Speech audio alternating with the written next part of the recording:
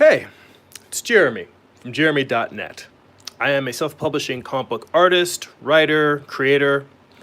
If you would like behind the scenes, additional, blog posts, views of my creative process, cheat sheets, tips, tutorials, I do a bonus live stream once a month. You can go to patreon.com/GERIMI. You can subscribe there for additional bonus content. If you would like to check out some of the comic books that I've created, there are free PDFs for you to download at comics.jeremy.net.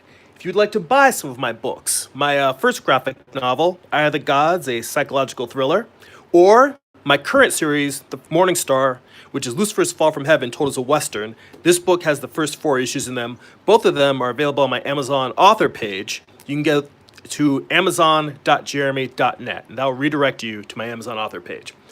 So, let's get into it. It is the beginning of the month, and as I like to do, I like to share my figure drawing process. I attend figure drawing classes at the Animation Guild in LA, and I feel like figure drawing is a integral part of my creative process. It continues to help me push and grow and develop as an artist. And, it's always one of those things where we always want to get better. We're always saying, well, how do I get better? How do I improve my work? And I have found that figure drawing has by far been the most valuable thing for helping me grow, learn, and improve.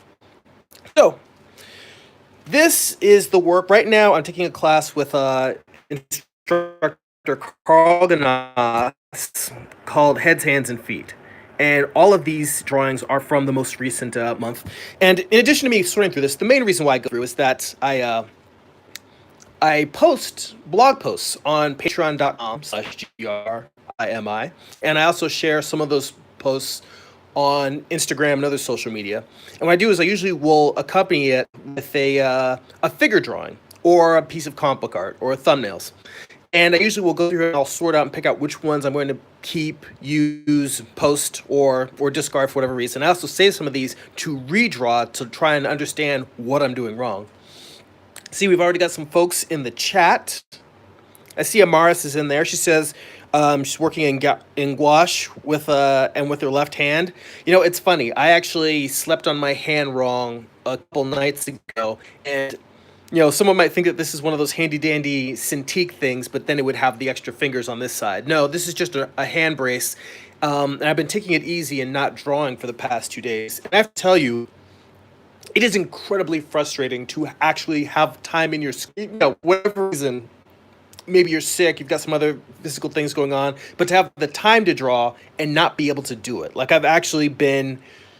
To say highly grumpy would be putting it pleasantly, but I kind of told my wife ahead of time that it was really bothering me that I wasn't able to draw, and I was just going to be moody. And I asked for her patience and her forgiveness, and she has the patience of a saint. So it's all been good. And Amara says, "Yeah, I broke my right hand. I remember you mentioning that a few weeks ago. I'm sorry, but I hope that it's healing quicker." I see Amara's in the chat. Morning, happy Sunday, y'all. So yeah, figure drawings. So when I look at this batch here, this all looks like drawings that for the most part are ripe for redrawing. When I set drawings aside and do redraws, because like for instance, you look at this head and the size of the upper cranium compared to like the lower jaw area, it's way out of proportion. Now a big part of this is also that the eyes are way too big, but this whole head is way too squished. And it's even worse below the nose. Like this whole part, the head in general is squished, but down here it's really bad. So this is one that's way out of proportion. But this was just, I think, a doodle that I was doing in between model poses. But all of these are just a little bit off in terms of the angle. That doing the under the head angle, looking up at the head from below, that underside of the chin can be very tricky and troublesome. I think there's lots of drawings in here where I take stabs at it and succeed or fail to different degrees. But these are all ones where they're just little bits of areas where just the proportions are off. Maybe like this, we're seeing too much forehead. We're not getting enough of a sense of, even though the turn under here is a soft turn, I'm not giving that sense of a a different surface, like that change from side of the jaw to undersurface of the jaw, the throat, and a change of direction twice in here. That part of that is that it was a quick sketch. These were all 5-minute poses. So, and it's just really to work on the structure of the head. But I really didn't get that sense of those change of directions, those change of surfaces. That's something that I need to work on in the future. But for all of this whole page, there's nothing in here that I personally really feel like that's really particularly blog worthy. I might save some of these to redraw for deeper study later, but as a whole, they're not great drawings.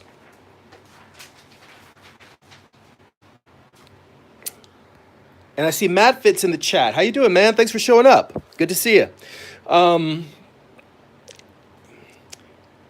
These were just some sketches I was doing in class. I was trying to explain, I forget what it was, but someone was asking about muscles wrapping around in the quadriceps, kind of separating the quadriceps from the biceps femoris.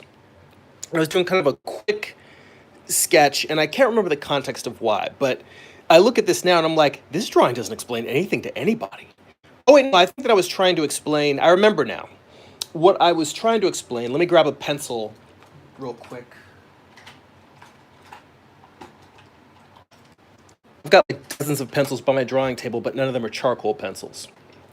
But what I think I was trying to explain to the person in my class is, see how this is just a really simple, just 2 lines and then 2 lines? I think what I was trying to explain to them was the concept of your basic volumes and how you build the muscles on them. That when you start with this, you're really not supposed to be looking at it as a flat shape, but you're supposed to look at it like, I'll explain to her the basic idea of using cylinders to construct, let's say, your upper leg and your lower leg. And someone in my class was having trouble understanding the idea of, well, how does the anatomy relate to the volume? Or they were like, do you do the anatomy first, the volume? And I was saying, well, you do the volume first, but you kind of build the anatomy into it. You start with just the simple forms here. And then I started drawing muscles sort of on top of that and trying to explain to her that it wasn't that the simple volume matches exactly what the anatomy is going to be, but there'll be places where the muscles will, like for the quadriceps, at the upper parts, the quadriceps may stick outside of that major volume, but then there's places where it may dip inside of it. So it's sort of like you're building something of clay. There's places where the surface sticks out. There's places where it's recessed within.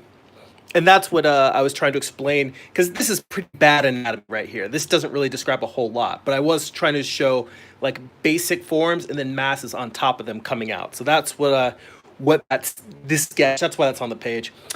Not going into the blog, not particularly, it's useful as a concept for someone who doesn't quite understand it, but this was someone who I think was newer to volumetric figure drawing. So maybe her prior experience had been sort of a site size where everything is about measuring and getting things accurately. We didn't get into that conversation when she was asking me. She just was asking me to go into deeper detail about something that that our instructor was explaining. And I was telling her, I can explain it, but it's better to have him come over and demo it for you because, he can, well, there's a reason why he's the teacher.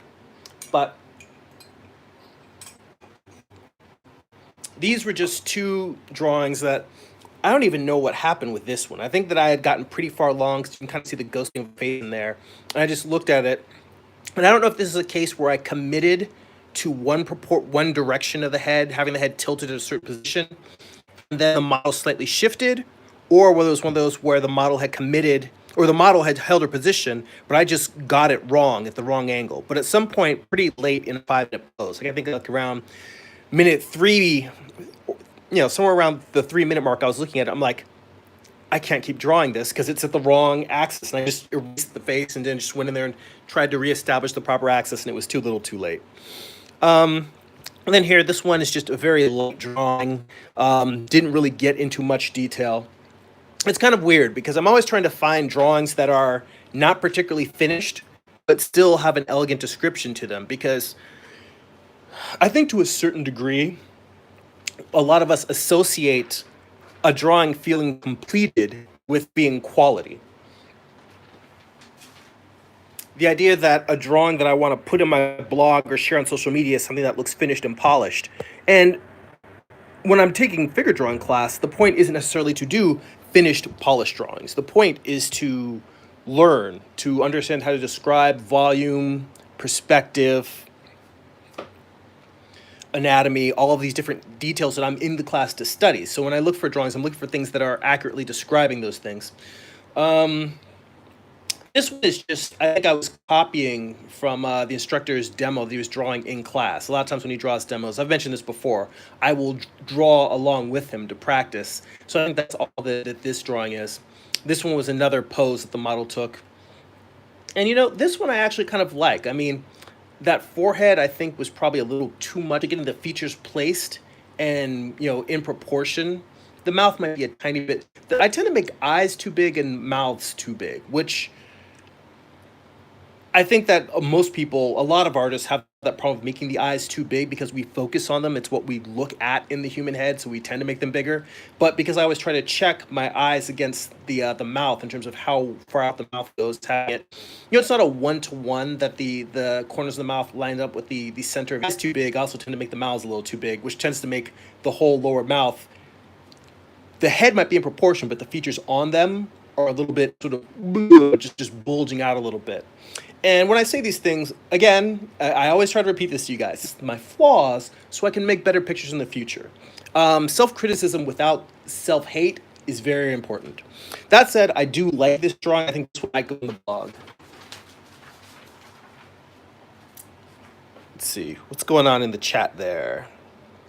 Oh, Amar says, I finally found my Adobe After Effects alternative so I can work on my art videos I mentioned to you. He said that's been my primary roadblock. The next is storyboarding and thinking of a template or style that would be easy to reuse for future live streaming. I'm trying to think. No, even before I was doing live streaming, what I would do is I was still, instead of making videos in camera, I was just recording them with my phone. I was recording time lapses, and I would just export it out, dump it to iMovie, chop off things that I felt didn't work, added like graphics at the front and back. So I mean, iMovie obviously does not have anywhere near the editing power of Premiere or After Effects. I'm used to After Effects, which I've actually never even used Premiere. I have used After Effects years ago, but yeah, having that extra power to edit, particularly if you're doing animation, you want to drop things in, edit, and move things around. I'm glad that you've got the software to push your videos to the next level. So again, looking at this page, things where the proportions are just a little bit off, the forehead being a little bit too big, the eyes being not only a little bit too big, but a little bit too far apart, I think. Well, actually, it's more that they're off of the axis, meaning that, let's say that this surface of the book is the facial plane, as opposed to having the nose coming directly off of that surface. I think I drew the nose just slightly like that. Not enough to ruin the drawing, but enough to look at and say, well, that's not quite right. So that, plus, again, I think that I was trying to fix, in terms of, you see these other lines in here, me trying to bring the proportions of the skull back in and try to bring it down in size, but I didn't go back here and erase, because again, 5-minute poses, they go quickly. This one, I think, is the only one on this page that I'll put in the blog. Actually kind of nice. That change of surfaces that I was talking about, between the side of the jaw to the underside to the throat. Even though I didn't put any detail in the throat area, I don't have any of the tendons that are in the neck, that I at least was able to convey those change in surfaces, that change under and then back down. So this one, I think, achieves what I was going for in the class, even though it's not particularly it's not a perfect drawing, but I feel like it's a good drawing. Let's see. Amaris mentions that she's going to be in a splint for 6 weeks, broke 4 fingers in your hand. Wow, I'm really sorry to hear that. Well, I hope that you're following your doctor's care and advice. Hope your fiance's doing a good job taking care of you, taking care of all the stuff that you can't pick up and handle with that broken hand. Yeah, I've been pretty lucky. I've avoided, knock on table, I've avoided serious injuries. I think that's a big fear for most artists, is having something happening, to their hands that they can't work. I know you said that you were working left-handed. I am not a great left-handed artist. but I've done enough drawing with my left hand that if, God forbid, my right hand was incapacitated for a long period of time, I might not be happy with the quality of the work, but I could create art with my left hand. So I could continue to express myself creatively, visually, continue to make things. So let's see here. It clown a little bit. He's all, what'd you do? Punch a wall? Oh, back to talking about the editing software. Amar said I used Avid, After Effects, Premiere, Final Cut Pro. I used to teach most of them as well, but now I need to get back in the flow to do motion graphics. It will be another thing to get caught up on. So yes, the agenda today is reviewing my figure drawings. So I just at the beginning of each month, I like to go through all the drawings that I have done in class, and I'd like to just basically, well, it's not necessarily that I like to. I have to go through and sort which drawings I'm going to use on my blog and for my Patreon posts. I think I mentioned at the top of the video. And since I'm going to be going through all of these anyway and deciding, well, I like this one, don't like that one, I thought the time it took me to actually sort through them was about the time it would take for me to make a video anyway. So why not just start? It started with me making videos where I was recording my process of flipping through them. And then when I switched to doing live streams, I'm like, well, now I'm just doing it live. So like I said, the class I'm taking right now is Heads, Hands, and Feet with Carl Ganas. And as you can see, we've reached the foot portion of our drawings. It kind of jumps around in here because this stack of drawings are from multiple nights of class, like, well, for four weeks of class. And I do feel that these are some of the better feet that I've drawn. And this is something that nope, feet are very hard. They're very challenging because they have, a lot of these soft turns, soft angles. It's also a very bony surface. This whole page, I think, is probably more successful than a lot of the feet that I've drawn. Like, you'll see, there's some pages in here where the feet are coming out well, and there's some pages not so much. But on this one, I think I did a better job of using tone to describe the change in direction of surfaces, which that I think is really the main goal of working with value. I do feel like I probably went too hard with the tones on the far side of the ankle here because it really feels like it kind of cuts off that surface a little bit, so of it feeling like the ankle is kind of emerging from the leg, and then the surface goes back in behind it. And I'm not sure what I was thinking with this line that I put in here, unless I was just putting a conceptual cross axis in there, which might be the case. But this sheet, I think the whole thing is pretty, works pretty well.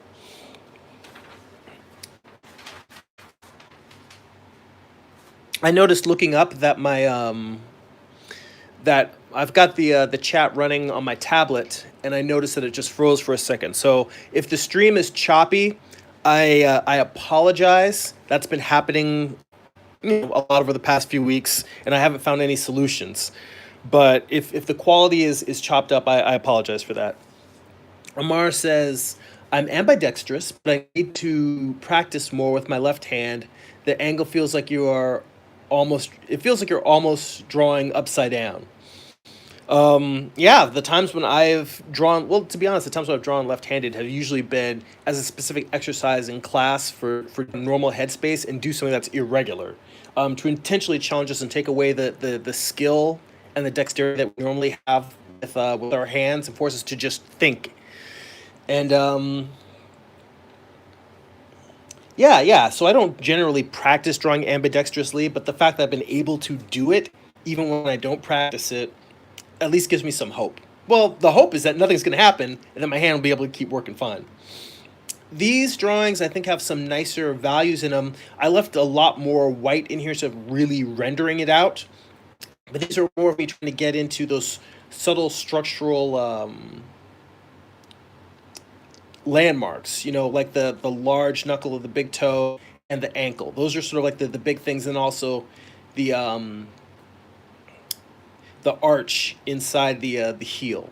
So this one, I feel like, I don't know. Neither one of these, I think, are particularly bad drawings, but they are definitely lumpier than the previous set. So, yeah, I think that I'm on the fence, so I'll probably not put these in the blog.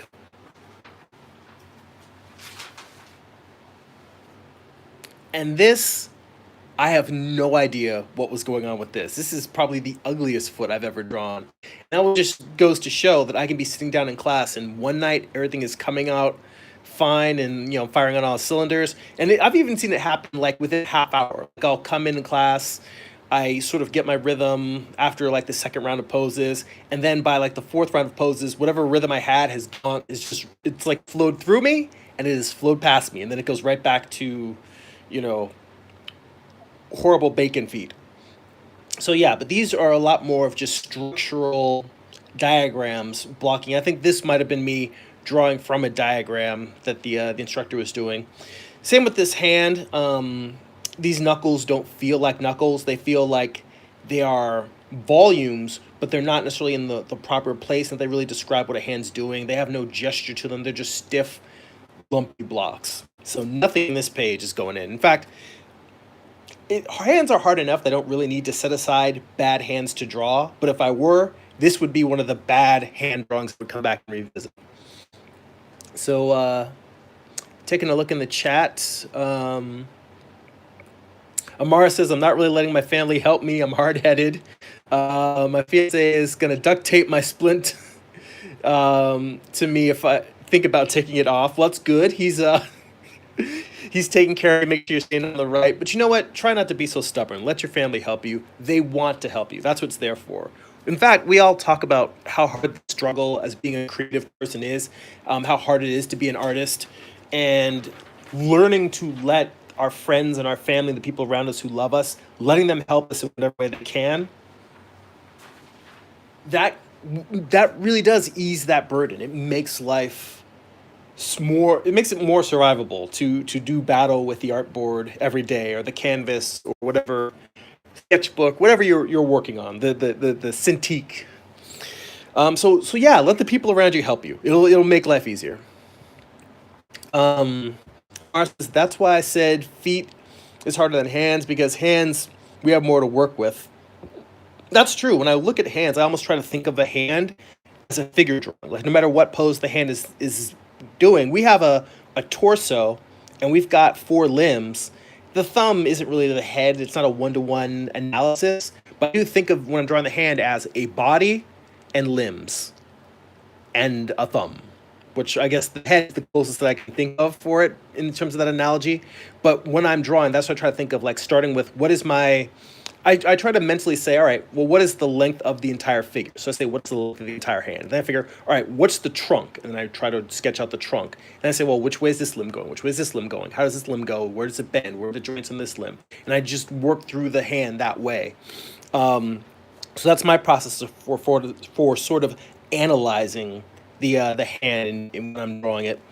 And again, these are all hands here that I feel like that sheet of feet that I showed a couple of minutes ago is far better than any of the hands I've shown so far. All of these and feet I think are harder, but all of these hands are very much just sort of poorly developed versions of when I did that little diagram of just simple cylinders.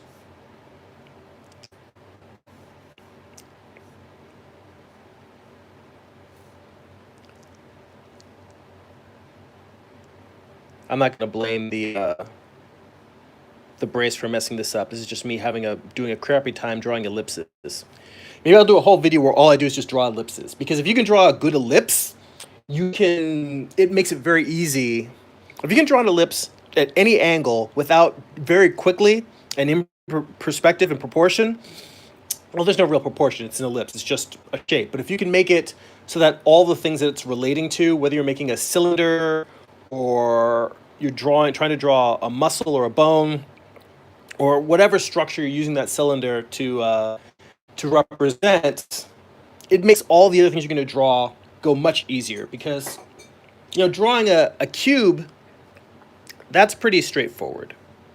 You try to keep the sides parallel and the bottoms parallel, and then you're just like, well, are these equidistant?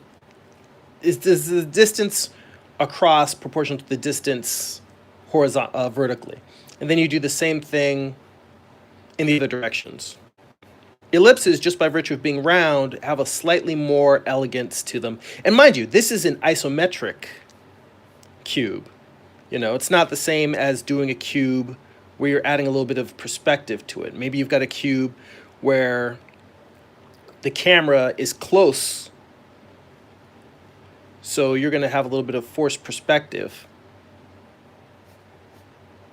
Maybe this will be a little bit smaller. I mean, this is getting pretty exaggerated already.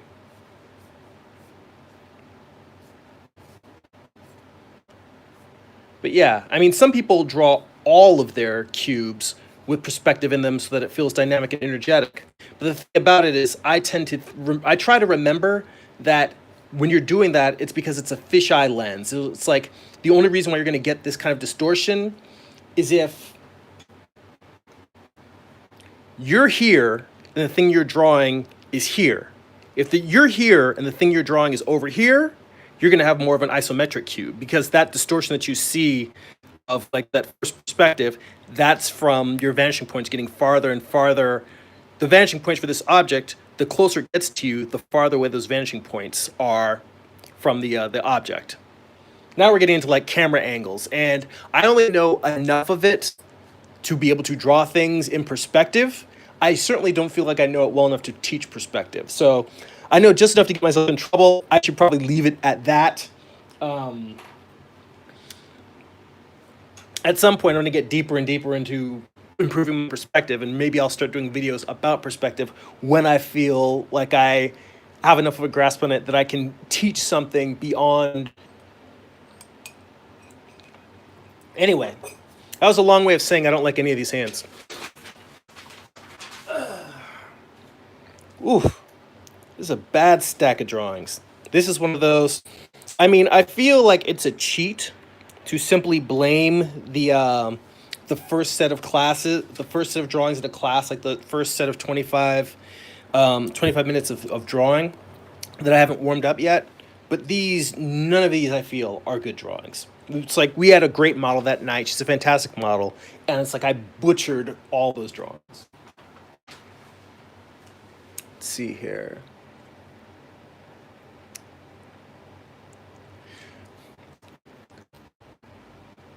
Amar also mentioned that with feet, there's so many hidden parts almost of the time. Is mushing what you were trying to express. But yeah, there are definitely a lot of hidden parts. And the important part is there's hidden parts in the feet. So, this one, not bad. That one, kind of bad. Flattened her out, didn't get her head in proportion. The eyes are just like barely suggested in there, and they don't really feel volumetrically like eyes. They aren't actually sunk back into the skull. They feel like they're just holes in the surface of a mask. And that's something that I really want to work on in figure drawing class in general, is the ability to draw quickly, but still always have a sense of depth, because creating a sense of volume to me, in my mind, means shading. And shading takes time to put it in the right place, to use the right gradation from light to dark to describe the form. And I think that's a big challenge I have, is being able to do that while still drawing in something like a 5 or 8 minute pose. Because normally when I think of doing what I just described, that's something that takes a little bit more patience and being able to work through thoughtfully. So no, I don't think I'll put any of these in the blog. Let's see.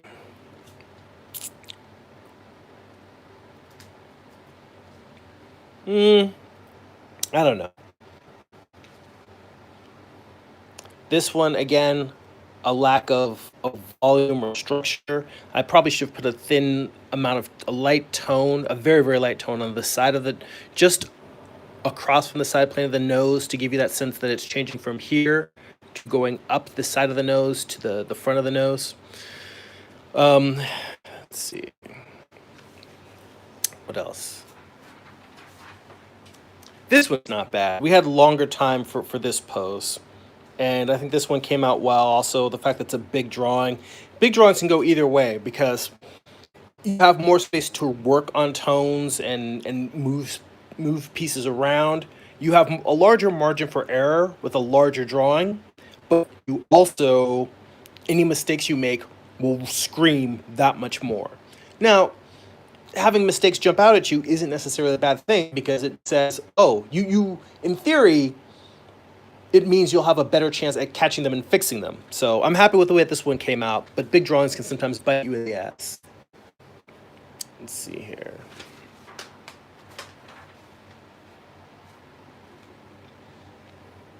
Amara says, thinking about doing an art book, but have no clue what theme I'm going to do. Any ideas? Um, I say open your sketchbook and see what you've drawn the most of in there. If what you're drawing are dragons, do a dragon sketchbook. If you've drawn tons of, I don't know, monsters, vampires, then do a vampire book. Just open your own sketchbook and look at what your subconscious is telling you. Grab your yeah, that's what I would say. Grab your most recent sketchbook that actually has a bunch of drawings in it as opposed to, in fact, you could even, that would actually finish your art book right there. Grab a sketchbook that's completed, look through it, find your favorite sketches, and then do finished pieces of those. That's it. You don't even need to really make it it could just be a collection of drawings from X date to Y date. That could just be the theme, is what's in your sketchbook, but these are finished drawings from your sketchbook. If you want it to be themed with a certain character or a certain genre, then look at what genres are in common in that sketchbook and use those. Let's see here. Eldorado's in the chat. Thanks for stopping by.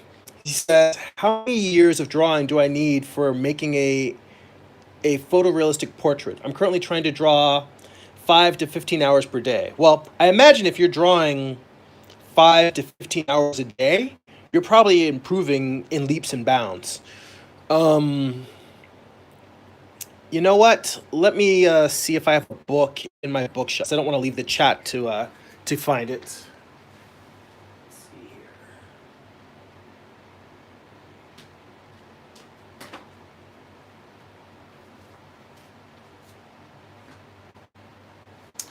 All right, no, I don't have. It's in my my other bookshelf. But there's a book on drawing realistic portraits in charcoal by an artist named Nathan Fowkes, and KES.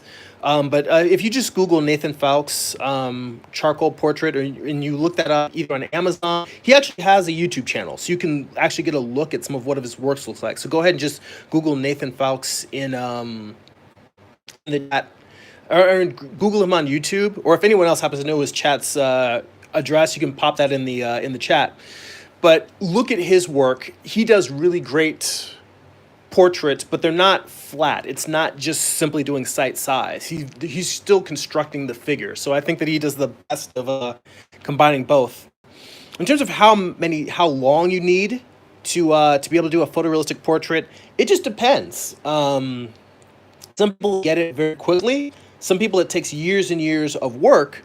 But what I would say is just start making photorealistic portraits, then see how you progress. Let me see here. I will tell you that there is a cheat. I shouldn't call it a cheat because I don't think there's any real cheats in art. I think that you make what you make and you learn and you get better. But in terms of making photorealistic portraits, what you can do is you can take a photograph of somebody. Take that photograph, and I'll show you the grid method. I don't know if anyone has ever shown you this before, but if you have a photograph of someone, you can take that photograph. Let's say you've got a person, real simple, just head, neck, shoulders. Now you can take that drawing and you can draw a grid over it. I mean, not that drawing, take that photo, draw a grid over it. Then what you do is you take a blank sheet of paper, very, very lightly, you draw the same grid on that blank sheet of paper.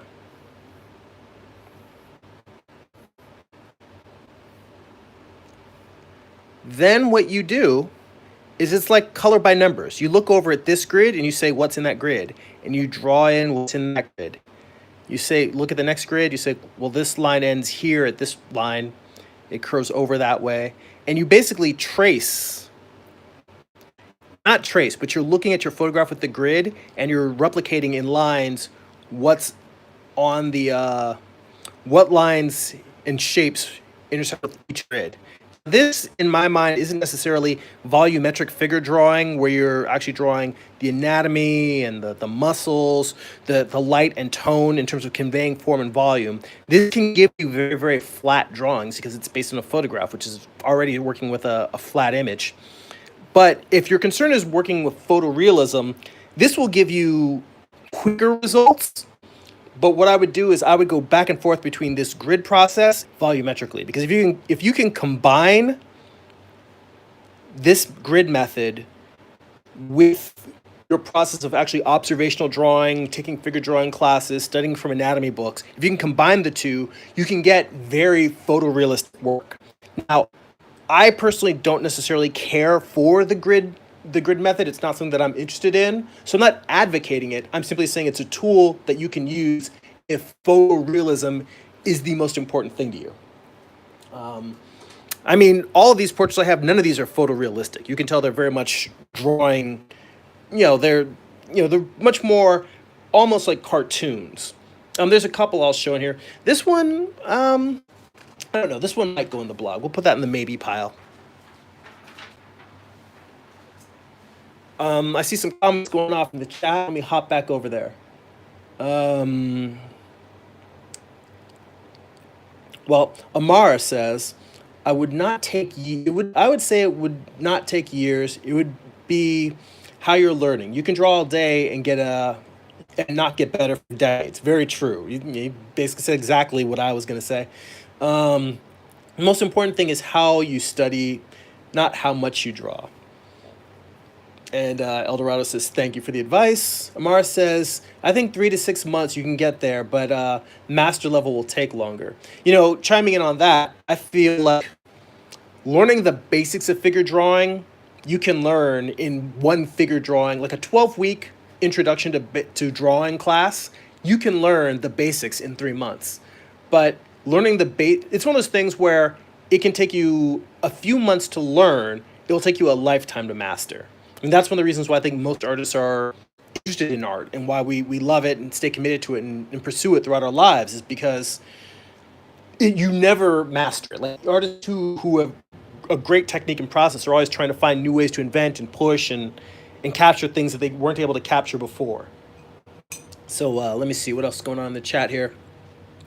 Eldorado says, oh, the grid method. He says, yeah, I know about that, but I try not to use it because I want to be free from such methods. My goal is to make as much from my imagination as possible. Well, I think what's interesting is if you're trying to learn how to draw portraits, then I don't think it's about drawing from your imagination. I think it's about drawing from life. If you can find a life drawing workshop, instructed or uninstructed, either way, if you can just Google life drawing workshops in your city, see if you can find something, because I think where really great portraits come from is that sense of expressive life that a person has in them. It's not just about drawing and making up a person out of your imagination. I think that great artists can do that. Great concept artists are able to do that. Great character designers are able to do that. And they can do rather realistic looking people from their imagination. But I think that the way that you get that doesn't come from any book. That comes from drawing real life humans over and over again and learning what that inherent quality, that inherent lifelikeness that a person has, learning how to capture that on paper. Because that elusive thing that's hard to describe, once you're able to draw that and depict that, that's not coming from your imagination. What you then learn is you learn how to inject that into the drawing that you're making up. So I would definitely say figure drawing classes. And this whole day was about me going through my figure drawing work. Get in some figure drawing classes. That will help you speed up. That will definitely help your growth. I mean, it helped mine tremendously. But yeah, and Amar says the grid method and/or tracing will help if you're a noob. Then study the shapes, line contours, the values. Master that and you'll get it. Yes, very much. I just with learning the muscles. I want to learn anatomy and stuff. I really really master those things. And Mara says, well, it sounds like medical illustration. I see Travis is in the chat. How you doing, Travis? Thanks for popping in. Eldorado says, my goal is to learn the Bridgman books. Mara also says, I would also study artists to do drawings that focus on the medical side of learning bones and muscles. But then learning from animators that do great anatomy will help you add life to your realistic drawings. Travis says, study the old masters. It will help you improve by leaps and bounds. Yes, very much so. I'll tell you some books from the old masters I have.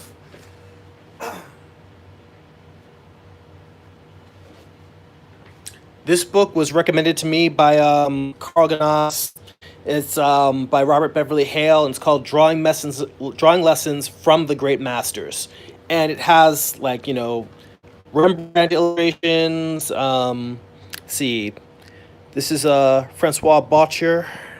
Let's see. There's a Karachi in here. But this has everything from, like, Rubens to, yeah, here's a Rubens right there. Some Albrecht Dürer hands. It's got some Da Vinci stuff in here. Botticelli. So it's all like all of the old masters and then analysis and breakdown of their drawings. So this book is really good for studying the drawing methods of the old masters. He's got a couple of other books that the text is a little wonky because they were written by his students and not by him, Robert Beverly Hale. But it's really great in terms of actually just looking at artwork.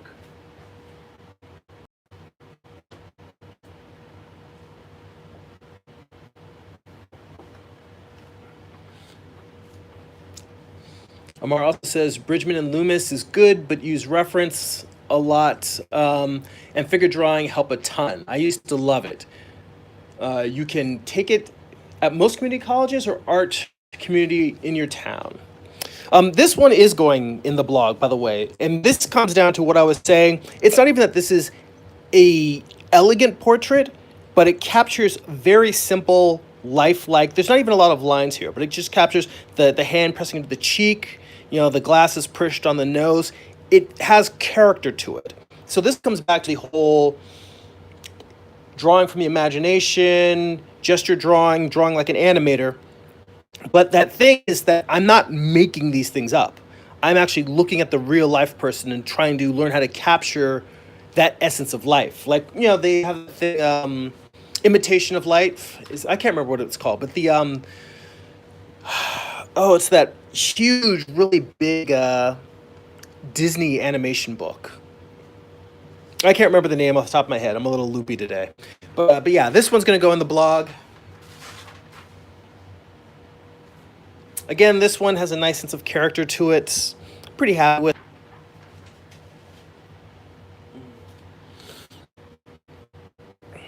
And I'm pretty happy with how this one came out. Nice sense of character to it. I didn't really get as much light and tone on the underside of the face there, but overall, the structure and the proportion, the sense of character, I'm pretty happy with. So this one will also go in. Usually much harder on my head drawings than anything else, although there's a lot of stuff in here. The hands, I think I need to go back to the basics with the hands, because in this class, over the number of weeks I've been taking it, I feel like these hands are worse than hands I've drawn into those basics of capturing the same type of life we were talking about in a portrait. I don't think I've been capturing that in hands. I don't necessarily feel alive, and I need to get back to that. Sometimes that means really loosening up and just drawing for just the flow and the gesture and let go of anatomy for a little bit. So we'll see how that goes. I'm going to try and keep that in mind over the next few weeks of class. Let's see. Amar says, Amar's just saying thanks saying you're welcome to Eldorado. Eldorado says it's wonderful how much help is for free because I don't have much money. I know how that struggle is. If you haven't checked out the YouTube channel Crocus Cafe, they basically have figure drawing sessions on their YouTube channel. They are a great channel. I'm subscribed to it, and I'm not sure how many videos they put up per week. But they have a lot of timed figure, like long pose, short pose, different types of topics. But it's like having a figure drawing class online. And mind you, this does not replace getting in front of a live model in a workshop setting and drawing from them. But that said, it can be a useful study if you don't have those available to you. And it may also give you ideas for how you want friends and family to pose for you, because you may be in a situation where you're like, all right, I can't afford a class, but I can get friends and family to pose for me. You might want to be able to show them these are types of poses that people are taking in figure drawing workshops, so you know what you want to work from. But again, like Travis had mentioned, studying the old masters, you could just look at Michelangelo's Last Judgment, and it'll have pretty much every figure drawing pose you could ever read in there. Like, you just look at that one piece, and there's so many poses that the figures take. I don't think any of these hands are particularly working well. This whole page, nope.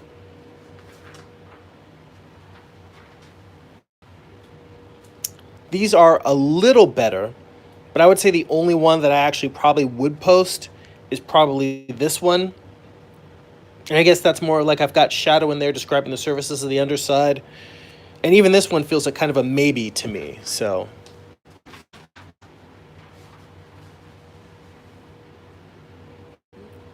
back to some heads again. And I like the character that this one has. The rest of these are all off volume wise and structure wise. And this one's just horrible. The model was turned away from us, then looking backwards over her shoulder. And I just really didn't get it. Like, I got what she was doing, but I didn't get it down on paper. So yeah, I think this whole sheet probably not going in. Let's see here. Back to the chat. And Matt Fitz says, knowing muscles, bodybuilding, get bodybuilding magazines. I did both until I could get in the ballpark. Amar says, I used to collect bodybuilding books in the 90s and hair magazine books as well. Yeah, all of that visual reference is super helpful. Amar says also, sit in a park of a bus station like Amtrak. Without seeming creepy, you can do real quick drawings and do life drawing for free as well.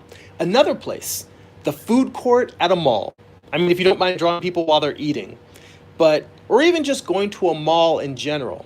Coffee shops. Coffee shops are great for that because everyone is just sitting there, hanging around, chatting. With coffee shops, it's kind of right because you know you're going to get about 15, 20 minutes of somebody sitting in one place. They're going to chat, they're going to have their coffee, and they'll move on. You can just work your way around the room and just draw different people, and then every time someone leaves, move over and start drawing a new person. So, yeah, coffee shops are great for that. Parks, malls are really good. Bus stations, that sort of thing. All those things are great. Amar also says, some people that like your work may even pose for you. People can get very vain, but they may want to keep the drawing as well. In that case, make sure you buy a sketchbook that has the tear out sheet. So you can just kind of tear it out when they're done. Take a quick photo for your own reference, then tear it out, give it to them. I've done that before. Or I've just ripped them out of a spiral bound notebook. If somebody really liked a drawing I did, I don't necessarily draw them with the intention to give them away, but if someone really appreciated a sketch that I did, I'm happy to hand it off. This one, I think, has a better job of doing those transitions I was talking about between the side to underside, then back to the throat. And I got a little bit of soft tone suggesting the muscles in the neck. So I think this one works a little bit better. These feet, not so great.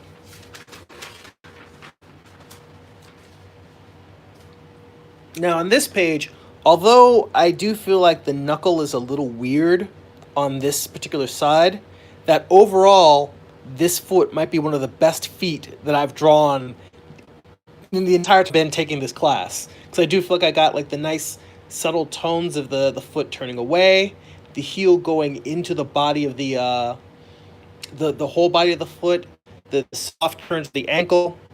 So yeah, this particular one, I think works for me. I was pretty happy with it in class, but I always get worried because whenever I'm happy with the drawing, I always say, yeah, well, you did it once. Can you do it over and over again? And that's the real challenge, is consistency. Not just developing your craft, but developing it to the point where any pose, any angle, you can get the same level of quality.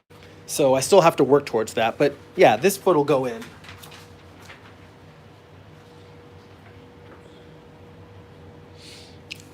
Yeah. See, because then I come right back to this one, and part of it's putting too harsh of a line in here because if anything, as opposed to this line, which is kind of, I was kind of trying to figure out the basic conceptual volume of the heel of the ankle, the leg going into the ankle is what I'm trying to say.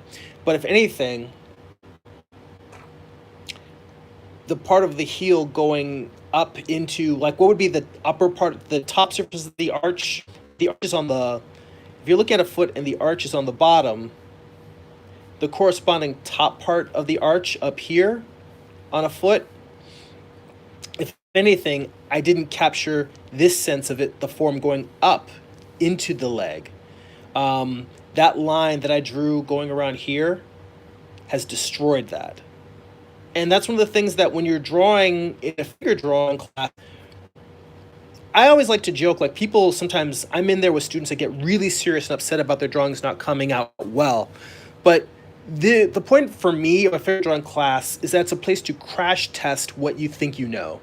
What you've learned from books, what you've picked up from other lectures and classes, is to try stuff out. And then you go, oh, wait, if I put that line there, that destroys the form. I may have known that on a conceptual level, but actually doing it and seeing how it wrecked what could have been a good drawing is an important lesson. That lesson, I think, is more valuable than having drawn a good foot. So that's what I say when I talk about leaning into your mistakes, embracing them, and being okay with doing crappy drawings. This foot, none of these toes have a sense of real mass to them. Maybe the big toe, but even that one, it's just, yeah, all of the this whole page, not a great page.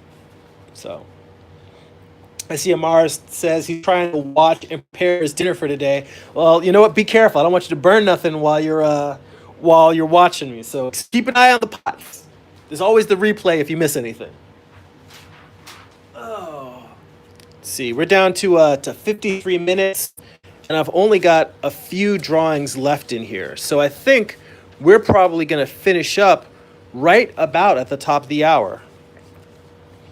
Let's see here. Amar says animation is also a great characters or objects over and over again. Yeah, I very much agree with that because you're dealing with those basic primitive shapes, move them in space. For a long time, I wanted to be an animator, and I think what moved me away from that was only that in making a couple of my own animated shorts, I found that it's, even though I love watching animation, I love other people creating animation, and I do enjoy the storyboarding process, probably because it's really close to making comics. But the amount of time it takes to actually make an animated film for me, I was like, oh, I think I actually just enjoy the comic creating process better. And I'm glad that you're here, Amar, to give a nice counterbalance to that because obviously I can tell you're passionate about animation, and it's nice for you to be able to chime in about things in terms of the visual storytelling way that the strengths of animation and the ways in which it can do things, obviously moving things through time and space in a way that comics doesn't do it. But yeah, just the fact that like actually animating teaches you how to move these volumes in a way that just basic figure drawing doesn't necessarily convey. At least you don't have to draw it over and over again with the speed, with the rapidity and accuracy that you need as an animator. So that's a very good point, and I'm glad you brought it up.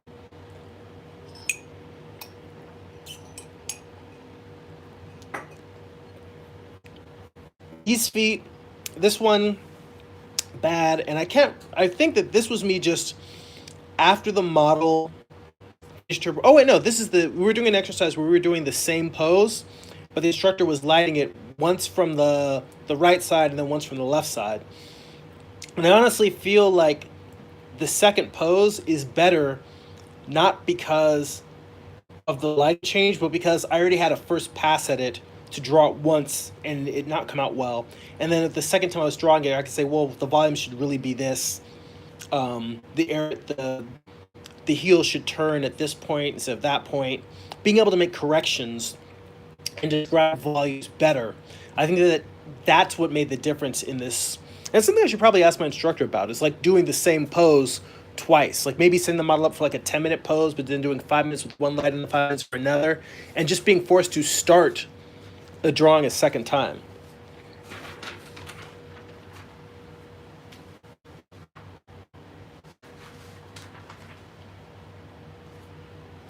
This was the same exercise, and I don't feel like either of these. Well, again, I feel like this second drawing of the same pose has a better sense of volume in terms of the ankles. Like this one definitely feels flattened out as opposed to this feeling like a rounded object that goes into the arch of the foot and then flattens out over, I guess, sort of the flat palm pad of the heel, not heel, but the ball of the foot. But, for both of them, I still feel like they're wonky. That's the only thing to say. It's like it's one of those. This is the uncanny valley of feet, where it's close enough to being a good foot drawing that it's actually upsetting because like, just change this and change that. It look right, but it's so close to being there, but it's off. So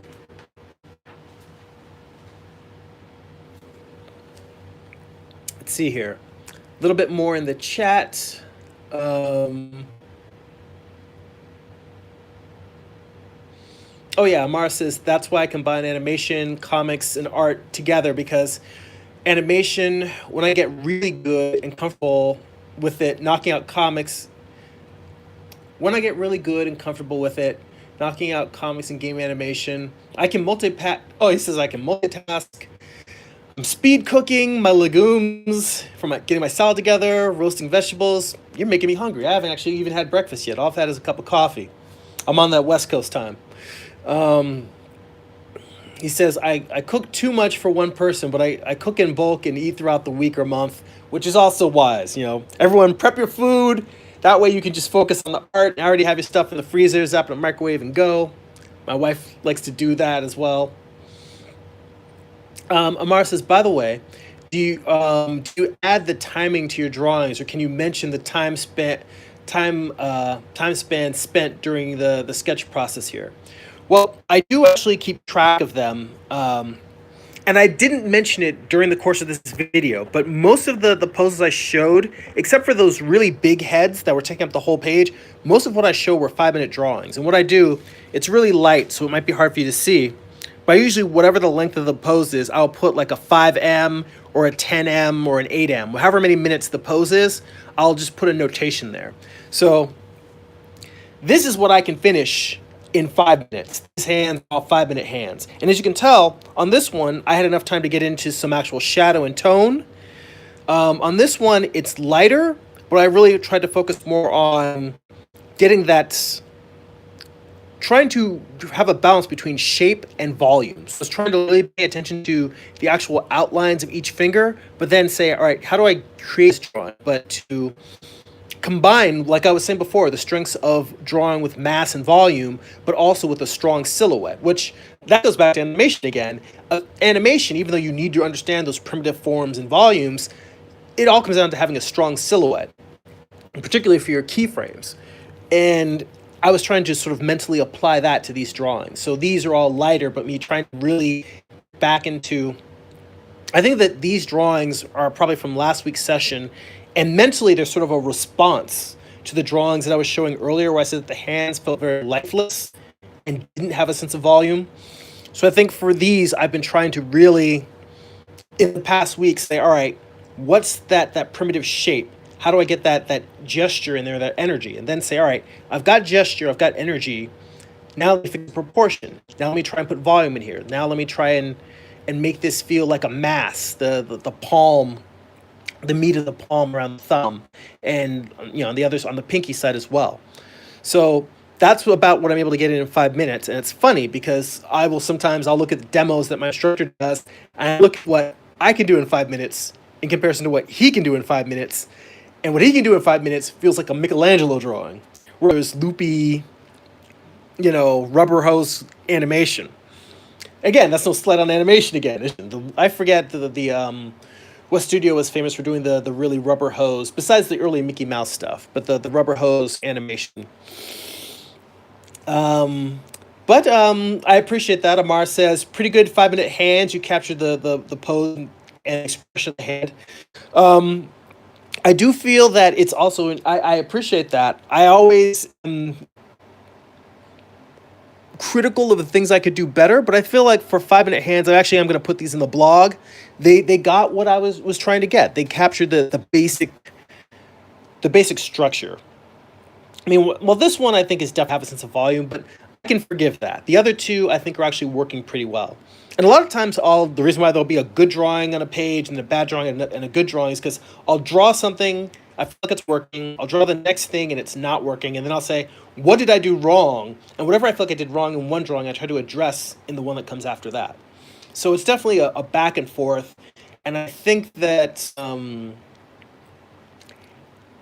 having that back and forth mentally when you're in front of a model is what makes figure drawing so powerful. So yeah, this page is going to go in the blog.